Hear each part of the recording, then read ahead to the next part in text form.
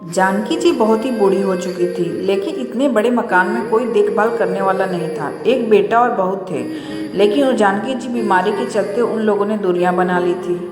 वो अक्सर बहू को कहते सुन ही लेती थी कि तुम्हारी बीमार माँ की सेवा मुझसे ना हो पाएगी। मुझे अपनी जवानी उनके सेवा सत्कार में नहीं घिसना है, चाहे तो तुम करो या कोई नौकरानी रख दो।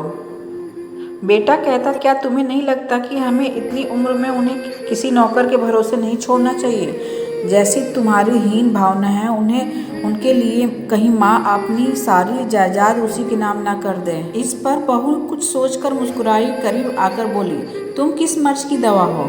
माँ अपनी बहू से तो रूठ सकती है, अपने बेटे से नहीं। और दोनों हंस पड़े। बाहर जानकी जी सब कुछ चुपचाप सुन रही थी और टेसुए बहा रही थी। उसे अपने बेटे का बचपन याद आया, जब वो अपने पति को कहती थी, ये है ना मेरा बेटा, देखना बुढ़ापे में यही हमें प्यार लगाएगा। और पति कहता, बेटा होने का घमंड मत कर पगली, शादी होते ही बेटा अपने रंग दिखाएगा, अभी तो छोटा है, अभी इसे तू आस लगाए बैठी है। और जानकी जी पति को बातों को हंसी में उड़ा दे, कहती, जलते हो आप माँ बेटे का प्यार देखकर। आज उसे अनायास ही वो सब कुछ याद आ रहा था और वो निरंतर रोए जा रही थी, लेकिन वो सिसकियाँ तो आ रही थी, पर उसे सुनकर भी अनसुना किया जाने लगा था। अब तो ये रोज का मसला हो गया था। धीरे धीरे बेटा और बहू जानकी जी की बैंक से सारा रकम खाली कर किराए पे रहने चले गए।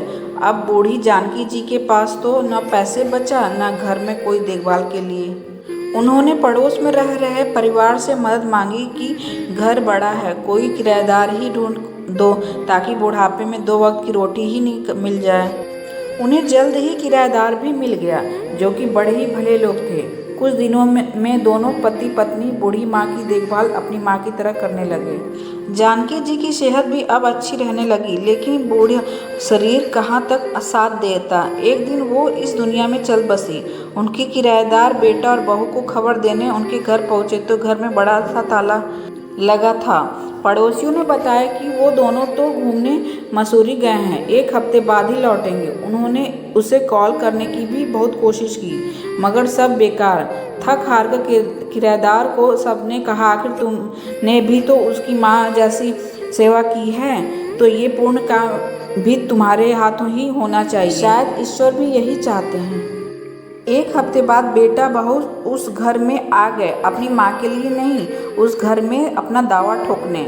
साथ वकील भी लाए। बहुत तुनक कर बोली किराएदार से कि बहुत रह लिए फ्री में, अब निकलो यहाँ से, और लगी उनका सामान फेंकने।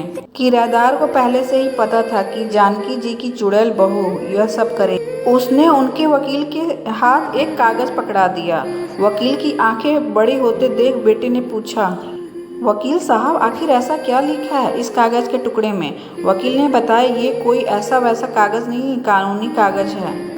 तुम जिसे इस घर से निकाल रहे हो, इस घर पे इन्हीं का मालिकाना हक है, ऐसा तुम्हारी माँ ने लिखा है।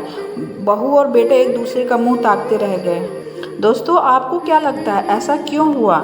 क्या माँ ने जो किया सही किया? क्या आजकल की बहुएं सोचती हैं कि सास की सेवा करूं या ना करूं? भले ही अपनी वसीयत में हिस्सा न दें, पर अपने बेटे को जरूर देगी। क्या बहू का सोचना सही था? वीडियो अच्छी लगे तो लाइक करें और सब्सक्राइब करें।